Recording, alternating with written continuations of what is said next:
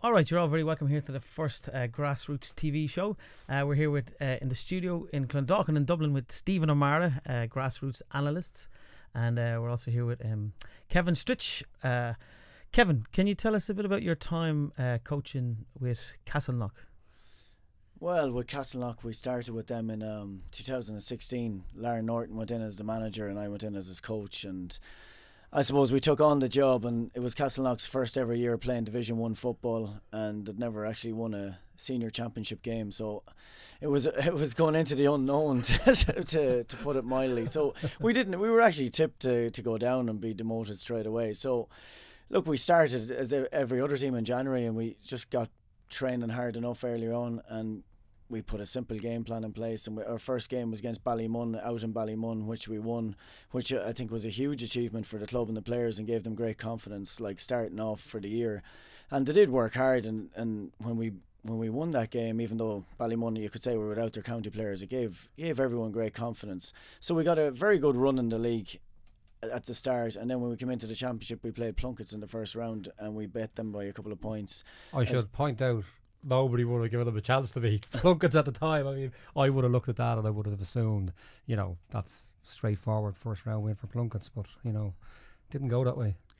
No, well, it was looking likely that it was going to go that way. I suppose they were leading by, I think it was 6 or 7 points going into half time, and we just got 2 goals before half time. I think James Sherry got the 2 of them, so that brought us back into the game. And I think in the second half then I think they're a very fit team, and the fitness sort of told in the end as well. Like we were, like obviously you had Kieran Kilkenny there as well, and you have some very Shane Boland in the middle and Graham Hannigan are all very strong athletes. Like, so we were just lucky on the day. I think we won in the end by 3 points, and that was the start. I think we had a good break in the championship. Then there was nothing until Dublin were out, so we had the whole summer then to prepare.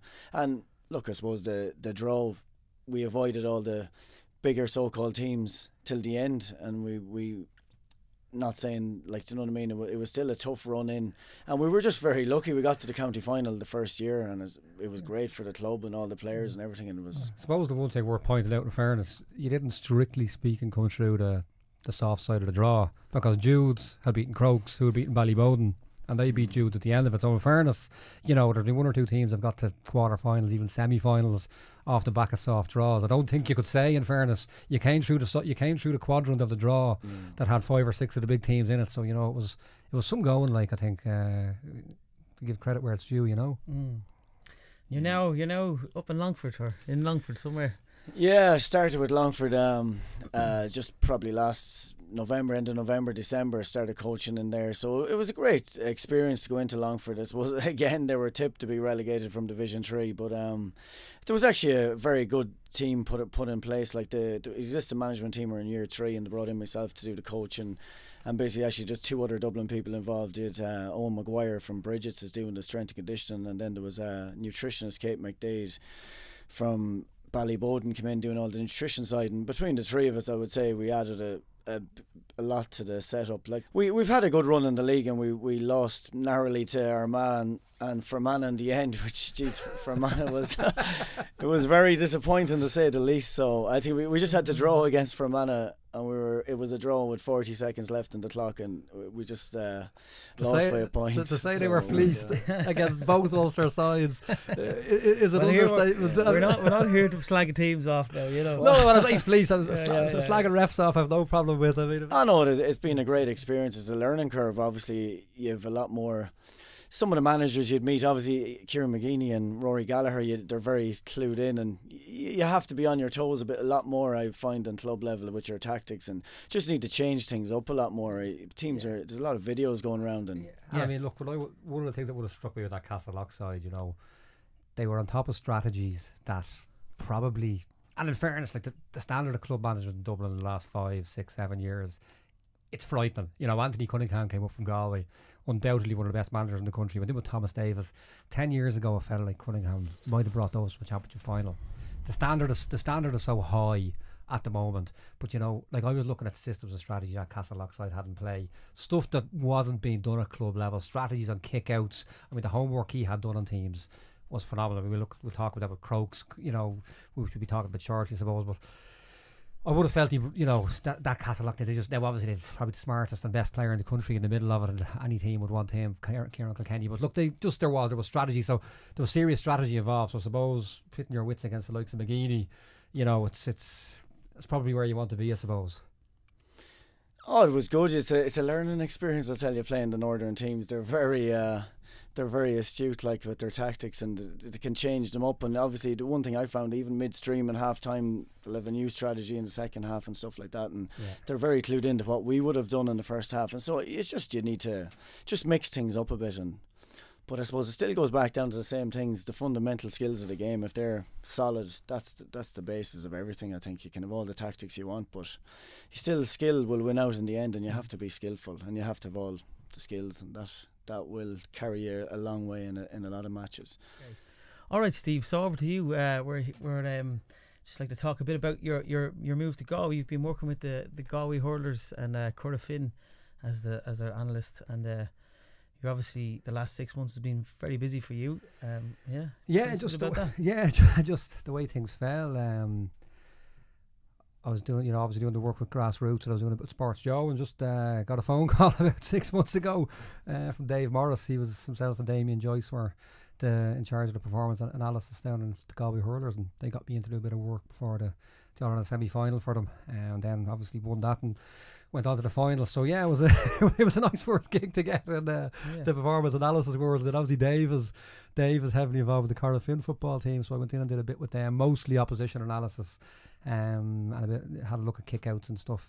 So I did a bit of did that with Curra Finn, and ended up beside Dave in the glass box in Croker on Paddy's Day, which was a great experience, So look, it's just the way it ran. I fell into it and enjoying it, and so far so good. Of course, then, and the big job with the Galway footballers, it must have been a big thing for yourself. Tell us a bit about that. Yeah, it was, as I say, I suppose it kind of came to me. Again, obviously Dave is well connected within Galway. Even though he's worked with the Galway hurlers, he's actually, he would have been a footballer with Curra Finn. And look, he arranged a meeting with myself and Kevin Walsh and Brian Silk. And I suppose, to be honest, within 5 minutes of meeting them, I decided if they wanted to work with me, I wanted to work with them. So I've been in as performance analyst with the Galway football team since December, January, I suppose. So obviously, that's been a bit of a whirlwind ride. How's a Dublin man being in the panel there? Yeah. How's that worked out for you? Well, look, I suppose it's a bit. Did you get a bit of slagging? Did you? Look, I was. My mother, who's a Tipperary woman, was giving out. She never thought she'd see a guy. She's a bit of Clare in her, is that? Bit of Clare, don't tell her that now. She claims Tip anyway, but she's born and bred in Tip. But look, as she thought she'd never seen a day when she'd see a Galway hat coming into her living room. I suppose that all just goes out the window when it's a job, Yeah, look, I mean, listen. To be honest, I fell into this. I mean, fella Mark McAreevy did a bit of work with Antrim last year. He contacted me last year to do a bit of work with them. Just to look over a few things for him, and he was saying to me, you get into the line of performance analysis, and it wasn't really something I wanted. But then I suppose, look, I did. Look, I sent a couple of emails to, I suppose, the appropriate channels in Dublin. Nothing came back, and after that, I didn't go looking for the work. It found me, and I suppose, look, when you're dealing at that level, it's hard to say no, and it's it's and look, I'm enjoying it. The lads I'm dealing with, Dave. Yeah, Brian, Sean, Conlon, Kevin Walsh, they're serious operators, like they're serious professionals. And I suppose a lot of my work is very mathematical, actuarial, and like Brian Silk and Dave Morris, like they're mathematicians. Like, I mean, not necessarily qualified mathematicians, but they are. Brian's an accountant. Dave, you don't have to explain percentages to these guys twice. Yeah. You know what I mean? Even once or twice, I've made a typo with a figure, and Brian would pick up on it fairly quickly. So that's great. We'll edit that bit out there. That's all right. You make mistakes, Stevie. No, I don't think so. Just a percent or two. Yeah. But as I say in the poker world, if it's close enough, it's good enough. So, But so that's great. So the Galway and the hurling job, geez. Well, as I say, look, I only gave a bit of a dig out with the hurlers. Yeah, they had their men in place already. We're in a Croke Park with the laptop on National League final day. It's great. Talking to yourself like a psychopath. All right, so I suppose we can't talk about the senior football championship without mentioning the Thomas Davis dispute. Do you want to tell us? Yeah, look, I have to be honest. Look, it's hard to criticise the county board, because look, I've read over the DRA report, and the county board did everything correctly, and maybe Thomas Davis delegates didn't see what was coming down the road. And I suppose, reading between the lines, the DRA essentially looked like they were saying, this is very unfortunate, but we're legally bound to this decision, and the county board's case was upheld. So look, I look at it there, and look, I wrote the article this time last year, what's wrong with senior championship, you know, you'll see it up on Grassroots, and I said, you know, 16 teams was too much, or sorry, 32 teams was too much. You know, you have teams getting hidings in the first round every year, and even last year in the second round, and in the backdoor championship, or the B championship, stroke relegation championship. So I think bringing it to 16, bringing it to groups is brilliant. The one thing I would say is, you know, look, Thomas Davis, they're a proud club. You know, it's less than, like, I played college football with Pat Waldron.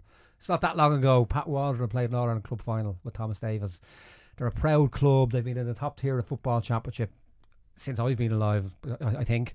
To be arbitrarily relegated out of the top tier of football, you know, you'd have to have sympathies with them. And look, from what I can see, Parnell Park did use the system I would have proposed, maybe give a point for every victory in the last 3 or 5 years, and rank it like that.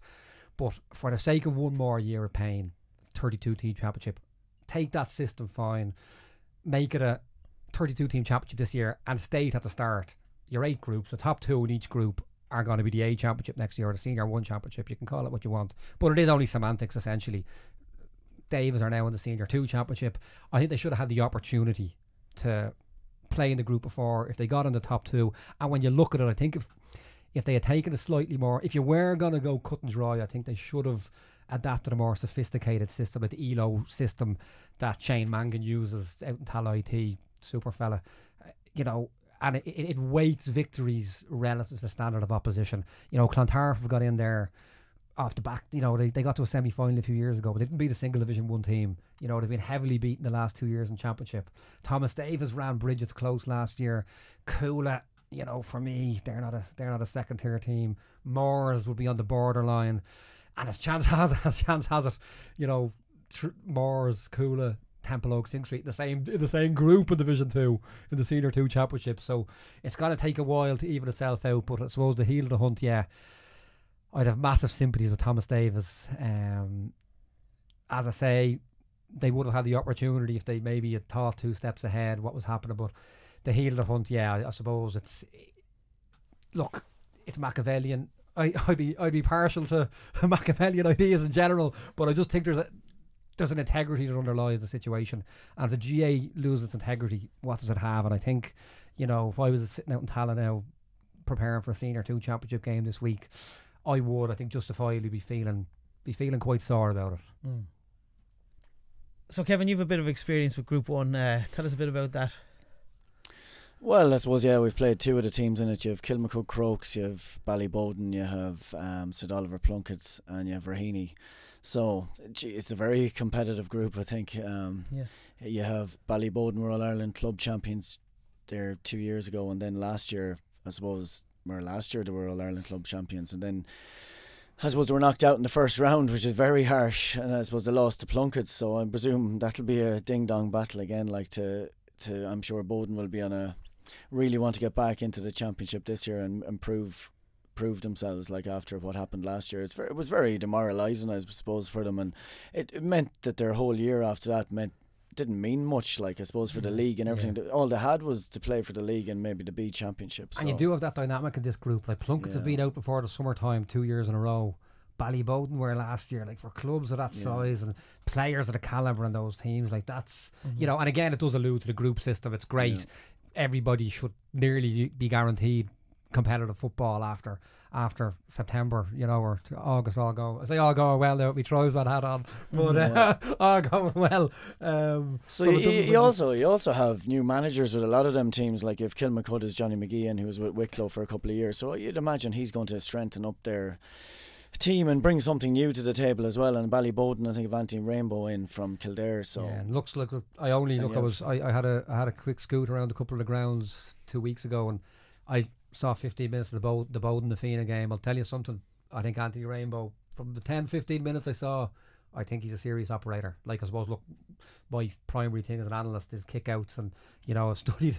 I've a lot of data on about 300 games over the last 2 years, and Anthony Rainbow looked to me like he had ticked all those boxes, and I suppose, look, Ballybowden lost a top manager there after won the All-Ireland. They got a new manager in. It was untested waters. Things didn't work out, I suppose. But I mean, do you reckon, Kevin, with the right men at the helm, do you think? I mean, you know Crokes inside out. I know from talking to you last year, there was number 26s and 7s I'd never heard of, and he had form on them. I didn't know them that well, obviously. But do you think with the right men, do you reckon with the right system, like Bowden or Crokes, could be thereabouts come the end of the season? Well, Crokes to me are massive underachieving teams. Well, on paper anyway. Yeah. If you look through their panel, like they actually have county footballers sitting on the bench. They've a wealth of talent in the club, and for some reason they just don't seem to get that out. I don't like, say for with Castlelock, when we took them on, you actually had probably a good starting 15, and you had a couple of subs. Their panel was limited in terms of the size of it, the players you could use, whereas Croke seemed to have a multitude, and it's very hard to get the right bunch of players, I presume. Yeah. And I presume with that amount of talent, I think a lot of, from what I hear anyway, a lot of them go away for the summer and stuff. And I think if you're actually serious about winning the Dublin Championship, I think you really have to have your panel gel together and as much as possible. Like, oh God, yeah. If you don't, I just don't, like, do you know what I mean? If you look at Vincent's, they've been the top team in Dublin now for a long time. They're very well tutored on everything. They're very good strength and conditioning wise, everything. Like, you can see that they've developed along. They just take their football very serious. You never hear, Tommy Conroy seems to have brought them to a good level, and I think if other teams sort of step up to a similar template. But I think one big thing is just you need to have consistency with players and probably the management team, and there seems to be a bit of a change over there with a lot of them teams, like, over the years. So, but Crokes should be competitive. Ballybowden should be very competitive.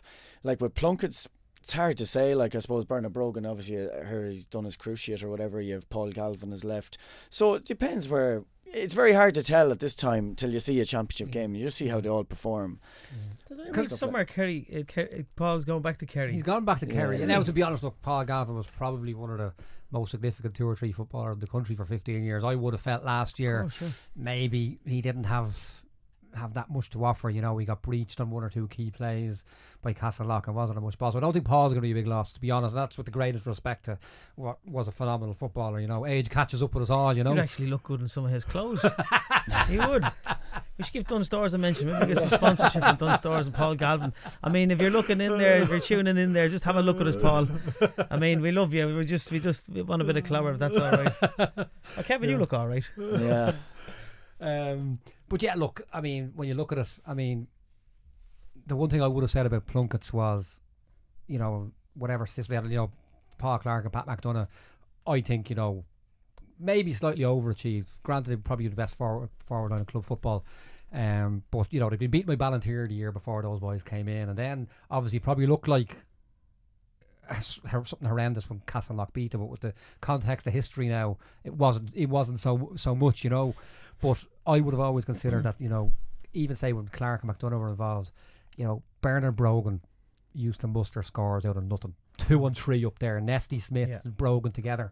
There was a dynamic between them, the way they'd split the 3 defenders. And I think, even compared to the likes of Colin Cooper, I think Brogan is probably the best forward in the country, Bernard Brogan, in terms of having the ball from his hands to his boot over the bar in the blink of an eye.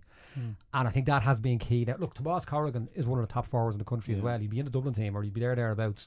But he's a different style of player. He's a guy who'll get the ball and run at you. He's not a guy who's going to get the ball and kick it over in half a second. Nobody would the same way as Bernard would. So that loss of Bernard Brogan, I don't know. Alan Brogan didn't play their last. I believe hasn't played their 2 league games. Paul Brogan was injured the last game. I think Paul Curran, to be honest, maybe nearly overachieved them last year to beat Bowden, to run you boys close, got to extra time. I know the bookies had it at different odds, but I thought they were bizarre odds. I wouldn't have given Plunkett a Turkey's chance last year, being honest. I thought the team was aging. Paul Curran, he's one of the most established club managers in the country, so can he do it again? I don't know, but look, I think when push comes to shove, Crokes, Bowden, if they have their house in order, I think it's going to be a big ask for Plunkett's to beat either of those two sides. And even Raheny, you know, their diamond, their 6, 8, 9, 11 diamond, it's as good as anything in the county. You know, you've 3 Dublin panellists in there, best midfielder of the country, looking like one of the best half forwards of the country at the moment too, and Brian Howard. So look, even Raheny could cause Plunkett's trouble. But you know, for me, it's going to be a big ask to beat either of those Southside giants. You know. So lads, call it top two. Top two. Well, for me, I suppose Crokes and Bowden would have to be favourites now, without seeing what the rest of them are bringing to the table. Like after the first 2 rounds, should show a lot, like what how they are. But like Crokes and Bowden have 2 massive panels with loads of talented underage lads coming through and everything. So for me, it's them 2 anyway. Yeah, I'd go along with that again. As I say, you know, the kind of expected value poker actuary thinker in me, kind of I like to nail on things I know and have seen. Crokes is up in the air. Plunkett isn't really, because you know, we know what their management team will bring. They're top notch. We know what players they have. Obviously Corrigan instead of Brogan. Crokes, I just don't know, because I don't know what their management team will bring. Bowden, the 15 minutes I saw of them, I think I saw enough to say yeah. So I would say Bowden top, and then I suppose work on the expectation that the Crokes management team will be good enough. I think probably be a big ask for Raheny or Plunkett's to topple Crokes, or to topple Crokes. You know. You know, look, thing with Gabriel Bannigan, you know, like I saw him manage 10 years ago with Sylvester's, and he had brought a lot of cutting edge stuff to Sylvester's that now it's commonplace in county football and coming into club football.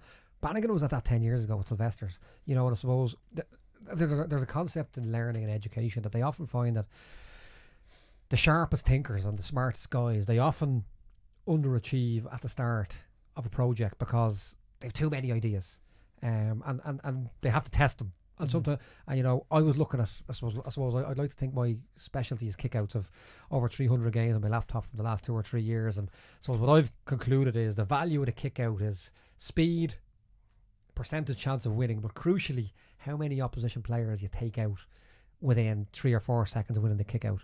And I suppose the one thing I would have thought Crokes shot themselves in the foot with last year, these elaborate set plays that were fantastically thought out, but the heel of the hunt was they were hitting 70-80% kicks, you know, chance of winning, but they were only taking out 3 Ballymun men. So after taking that 20-30% risk at the turnover, they still had 12 Ballymun men behind them when they won the ball. Like you look at Carlo, you know, Turlock O'Brien, serious operator.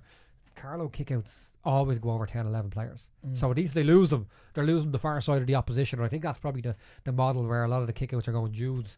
Ye boys obviously scuppered, but that's where Jude's beat Crokes off the back of. So look, you know, giving complete dues to Gabriel Bannigan has been, I think, a top footballing thinker. I think still maybe 1 or 2 strategies maybe shot them in the foot. Get those sorted out with the quality they have there. You know, I would see them as one of the 4 or 5 real contenders, and I think you'd have to expect them to get out of that group. Yeah, Kevin, Group 4. Yeah, I suppose Group 4 you have Clontarf and you have Ballymun and Bridget's and Castlelock. So I suppose looking at it from the outside now at the minute, you'd have to fancy Ballymun as being the favourites, like with the 6 county players and and even the players that have available all the time. For the league and everything would be former like Dublin panellists at times and stuff like that. So they are a very strong outfit. So you'd imagine they should top the group, and then after that it's between the other 3. I suppose Clontarf being in Division 2 again doesn't help them in that regard either. So Jack McCaffrey injured, it's hard to see Clontarf making an impact on that group. I think, you know, look, they've been heavily beaten, you know, last 1 or 2 years, and I suppose with the back, they're only a seeded team really off the back of getting into the semi-final off a draw that did with all against Division 2 teams a few years ago. So I think probably Ballymun, I think we have to make the point, Ballymun have wiped the floor with every side they've faced in the last 5 years in Championship except Vincent's. I mean, if there was a 16-team league, it's the same as the Premiership. Chances are Vincent's might lose a game or 2, and Ballymun would, on recent form, would lose to Vincent's but still possibly win the league.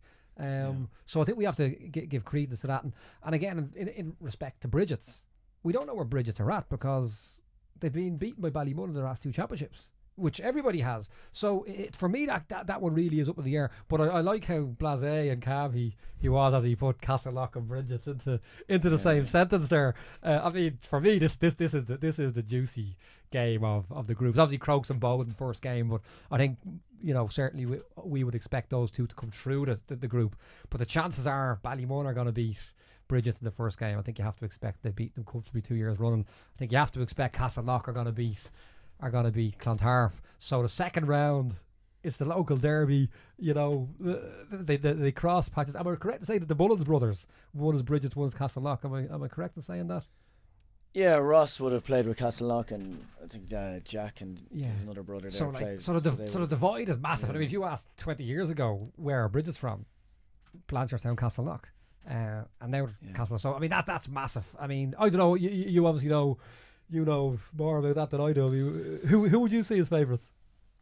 I'd say it should be an even game. It's hard to say. It depends on where both clubs are, I suppose, like in terms of available players. Like I know Castleknock probably never wouldn't have had the biggest of panels, but like if they've everyone available and everyone's training hard, like I can't imagine they would be far off. And Bridget's on the other side, like they do have good players as well. Like you have John O'Loughlin from Laois, you have Paddy Andrews, Philly Ryan, you have like there's lots of established players. And Mark there. Cahill plays a very effective sweeper role there. He's incredibly intelligent how and when he drops off, which I think it's like playing with 16 players when you have a clever player to drop like that. I mean, I think it's probably the most undervalued element in Gaelic football, and Cahill does that. So absolutely, I wouldn't disagree with any of that. Yeah, well, you've Shane Supple in goals as well. Who's a top I don't know, keeper. is he available? Because he's full time at Bowes now. I spoke to him before Christmas, and that's up in the air. Oh, is it? Yeah, that's up. So and that would be a massive loss because I mean, 1-on-1s are normally 50-50s, but Shane Supple they're 10-90s. So that's going to be a major. I mean, if you look back in the last 3 years, the amount of goals that didn't go in because they have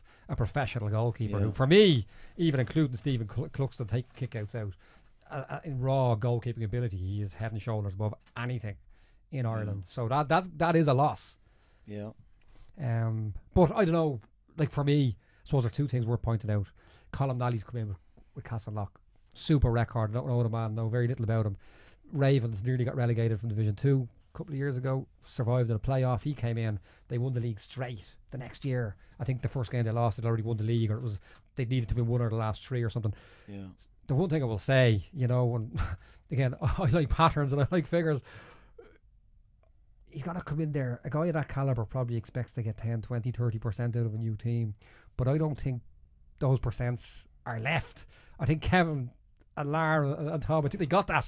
I think they got 98, 99% out of that. So even the best manager in the world could come in there and he could do a phenomenal job, and all he's going to get, he'll do well, not to lose something. If he gains an extra percent, he'll do well. So I don't know how much further Castleknock can go, which is to say, with the right draw, which would be to avoid Ballymun in the knockout stages, it could be a blessing in disguise that they've got Ballymun in the group, because I think Castleknock can beat anybody except Ballymun. But I think Ballymun, would you agree with me? I mean, Castleknock overrun teams and they outthink teams, but the foundation of the thinking is that they can outrun them, and they do by clever play. And you know, Boland, Hannigan, Quinn, they're all phenomenal players. But I don't think when you feed Ballymun, who are fitter and faster than Castleknock, I just think I'm wondering what are they going to pull to beat Ballymun. Would you see where I'm coming from? Yeah, I suppose there's a massive athletic element to both teams. I suppose, like, sure, Ballymun with all the county players, but that's not necessarily a massive positive for Ballymun, like that you're going to have that many county players. They actually only come in this month and train with the team, and then you miss them for so much. And they're taking 2 big beatings in the league now. Obviously, missing 6 Dublin players. You can only look.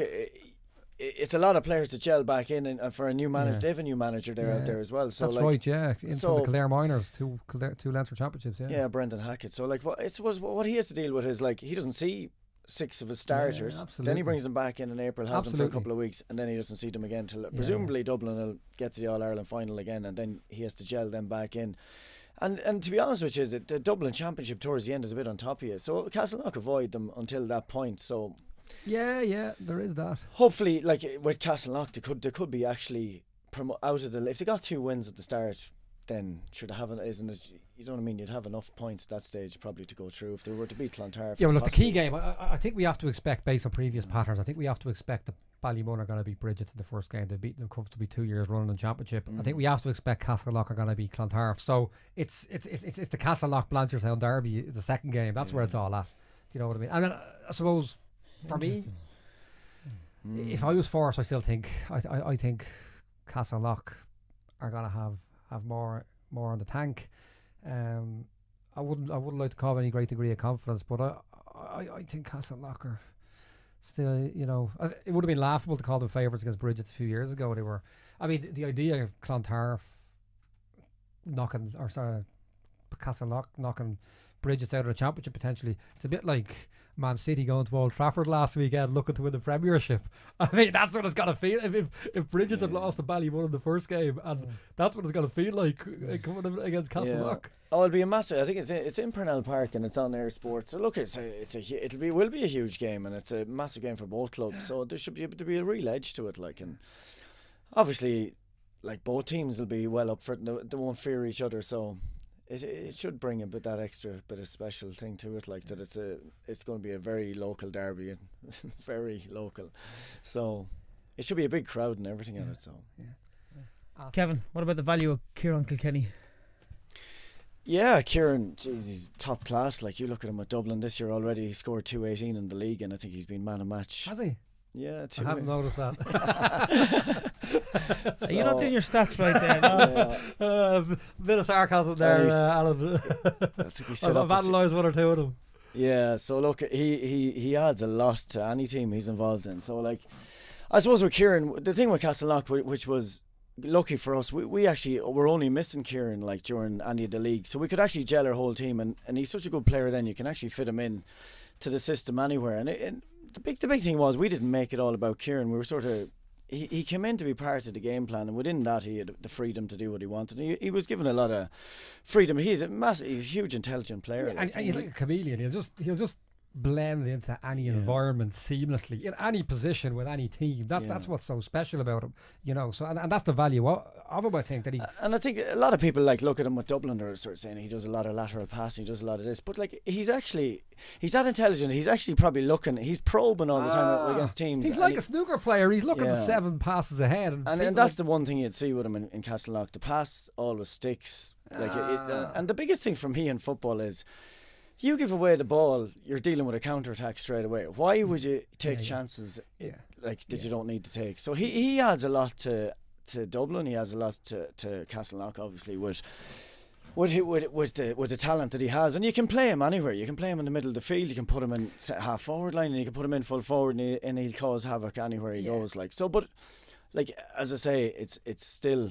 Do you know what I mean? It's not all about him. We never put that much pressure on him that everything goes through. But Kieran, we can't avoid the fact that any team that if they were to lose Kieran Kilkenny, I mean, their net value would drop radically. And not just Castlelock. I mean, even Dublin with all their superstars and great. I mean superstars in a negative with all their top players. Yeah. You know, but I mean, I suppose I come from a statistics background where when I did early education and in teaching college, first lesson 2 and 2. What is it? 4. Prove it. Of course it's 4. Prove it. I kind of thought if you took 4 coins out of my pocket. There's 2, that's 4. Proven. Kieran Kilkenny, there's a value in his lateral passes. Prove it.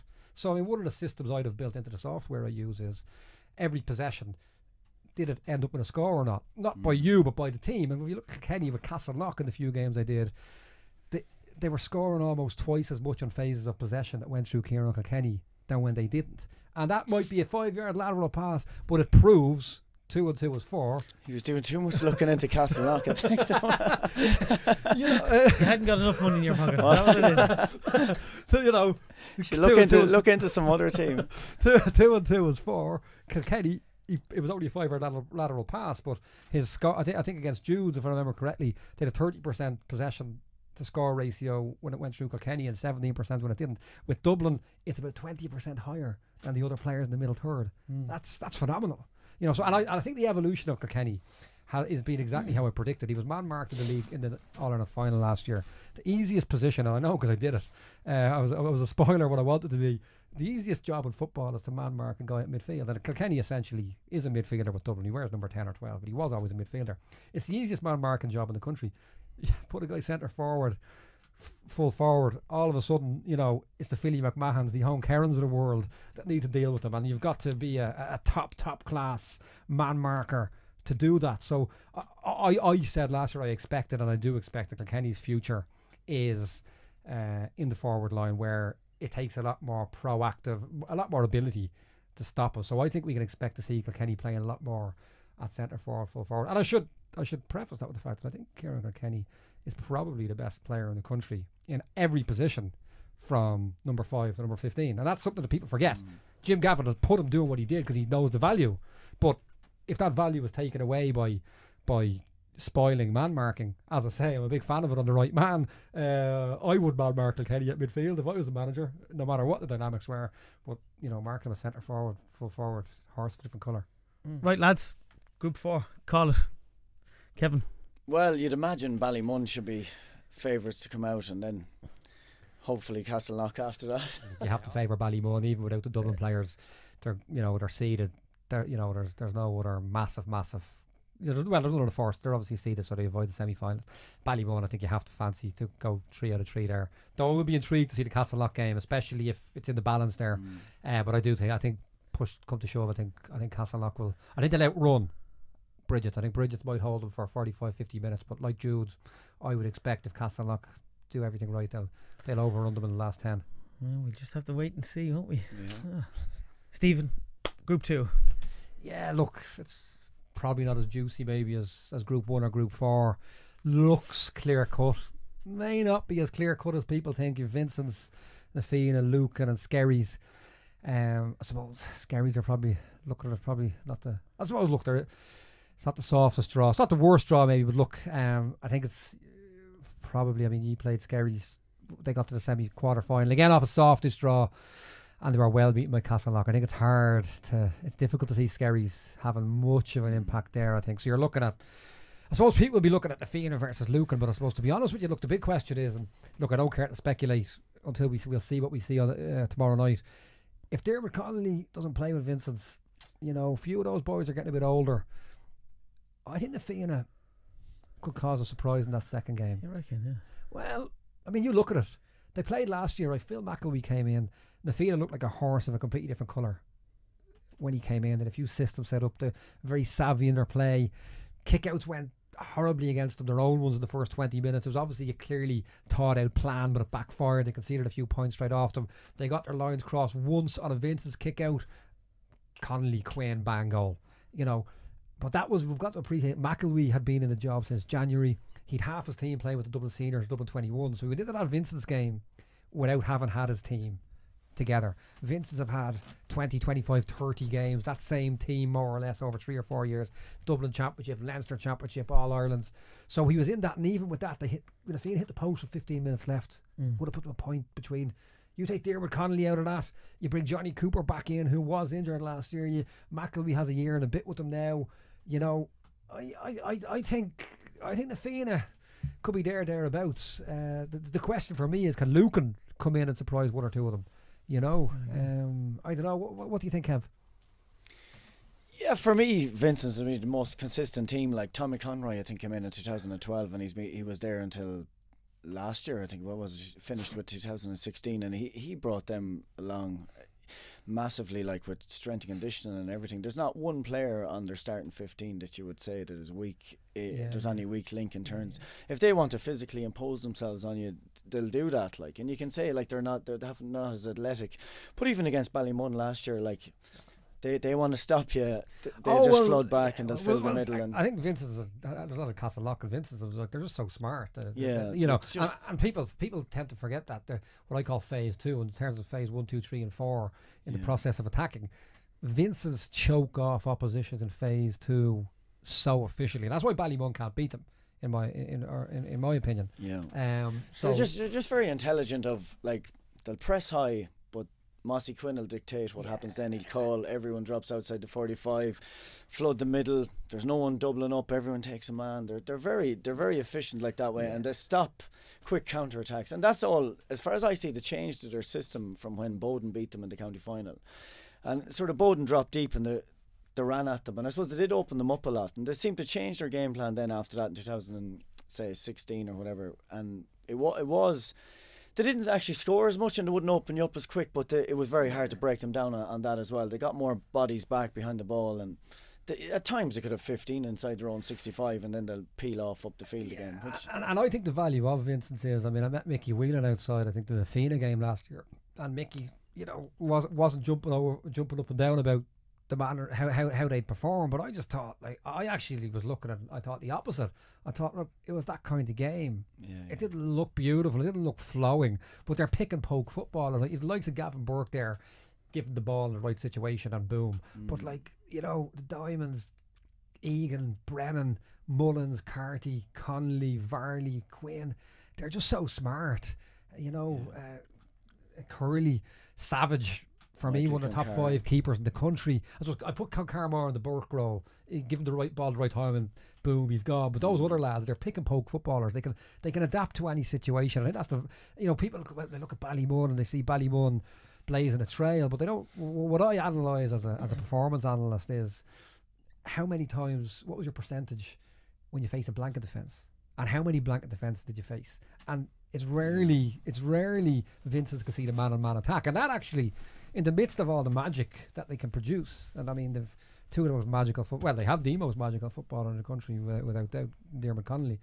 Quinn as well can pull bunnies out of hats, but for me the bigger value is that these guys, their ability to reshape and reform at the back and turn a, you know, where they might have 10 men behind the ball, next thing they've 13 men behind the ball. Well, the percentage chances of scoring all of a sudden have reduced hugely, so no matter who they have or don't have, they're going to have that with them. But in every line they seem to just have a leader, and I suppose at the back you've Gerard Brennan. You can say, right, he's not the paciest or whatever. I'll tell you something. But one thing, the biggest thing for me is he's the conductor at the back that sets up everything. And it's no coincidence. And you can't add. That's invaluable to any team. They're defensively solid, and he conducts everything that happens. He's like a thermostat. If they're winning, he controls at the back. If they're losing, he breaks high.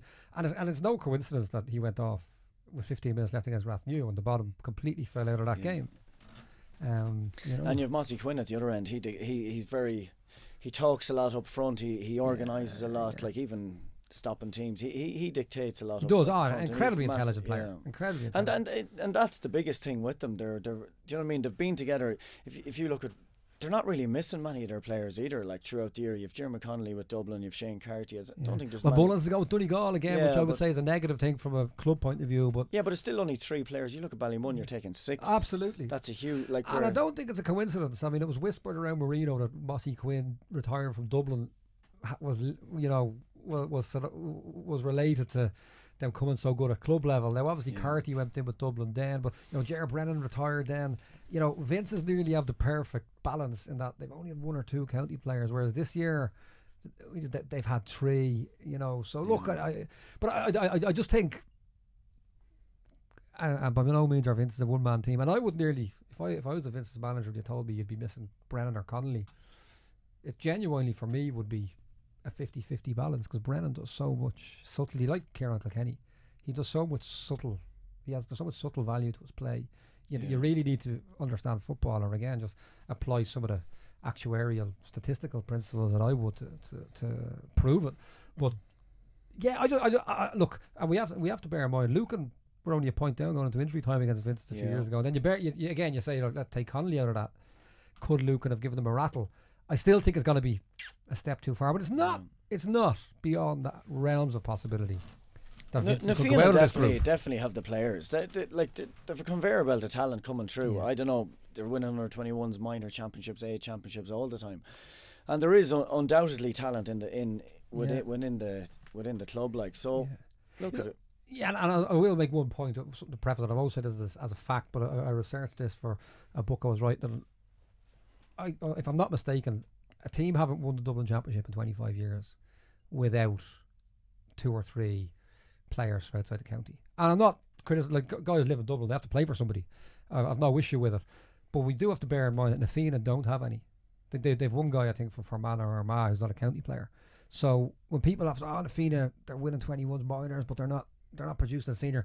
You know, take the non-Dublin men out of Vincent's, or let's say the non-homegrown men out of Vincent's. There's 6 or 7 of them. You know, 3 of those lads started in Dublin clubs. Another 3 or 4 like Egan, Varley. Start taking those boys out. You know, Concar, Fennel. You know, you take the county lads out. You take the county lads out of Plunkett's, Castleknock. They're different teams, so you've got to. I think you've got to give a bit of respect to. No, I don't think Castleknock actually brought in players. No, well, I'm not saying they brought them in. I'm not saying they brought them in. In fairness, and I think that point was overplayed last year. Everyone on that Castleknock team was from Castleknock, worked in Castleknock or lived in Castleknock. They weren't, and you know. But all I'm saying is, the Fianna are all the Fianna players. You know. Group 3, call it, Kevin. Well, I have to say, probably looking at it again, you have 2 top teams, Na Fianna and Vincent's, and I presume for now they would have to be my favourites anyway to come through. Steve?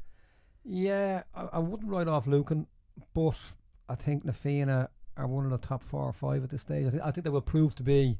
I'm going to go out on a limb, and and I'm going to say Na Fianna to top that group. Okay. On the assumption Diarmuid Connolly didn't play Vincent's last league game, on the assumption that Diarmuid Connolly won't play against him in 3 weeks' time or 2 weeks' time, I'm actually going to go out on a limb and say Na Fianna for that, and Vincent's to come in second behind them. Steve, call it Group 3. Yeah, I suppose maybe on the outset, like it looks like the weakest group, and I suppose definitely if you had a different seeding system, you know, maybe Coolin, Thomas Davis and Moores are looking saying, you know, they'd fancy their chances in that group, maybe, you know. Well, I say fancy their chances, you know, they certainly would fancy their chances to come third, maybe fight for second. Look, I saw Jude's a few weeks ago. Everything looks rosy in the garden. They're tight. Possession game is as good as ever. They did a different keeper there from last year. Whether he's a new first choice or a second keeper, I don't know. But his kickouts were often 4 or 5 seconds, you know, and Paul Copeland plays the angles cleverly. And if you look at you know, what Jude last year, like, anyone outside the top 6 or 7 only knocked up 6, 7, 8 points against them. So I think it's difficult to see Sylvester's or Parnell's or Ballantyre breaking them down. And I preface that with the fact that of the 16 teams in the Senior Championship, Senior 1 Championship, Ballantyre and Parnell's are the 2 I haven't seen in at least 4 or 5 years. So look, I'm going on results for those, and Ballantyre are up in Division 1 now. So, you know, I suppose, Parnell's Division 3, it's hard to see them making an impact in that group. So I think Jude's should be clear cut at top. Difficult to see anyone troubling them, even Sylvester's. So I suppose Sylvester's, Ballantyre maybe. I just think, Sylvester's, look, they're smart. They play a good system. They bring Sweeney out. They bring another one of their forwards out. They leave big gaps there. You're left with a choice. Do you follow Gary Sweeney out the field, or do you leave Gary Sweeney running amok out the field, or do you follow him out and leave the space that caused serious trouble for Lucan last year? So look, I think I'll be very confident in saying that Jude will top that group. And look, without having seen Ballantyre, I would say their work would be cut out to beat Sylvester's. Obviously Vincent's made him look poor last year, but it's Vincent's. So I suppose forced to call, I suppose you'd have to fancy Sylvester's. Alright. Stephen, Kevin, myself, Alan, thanks a million, guys, for coming in, and it was lovely to talk to you all. And here we go. Talk to you soon. Thank you. Thank you.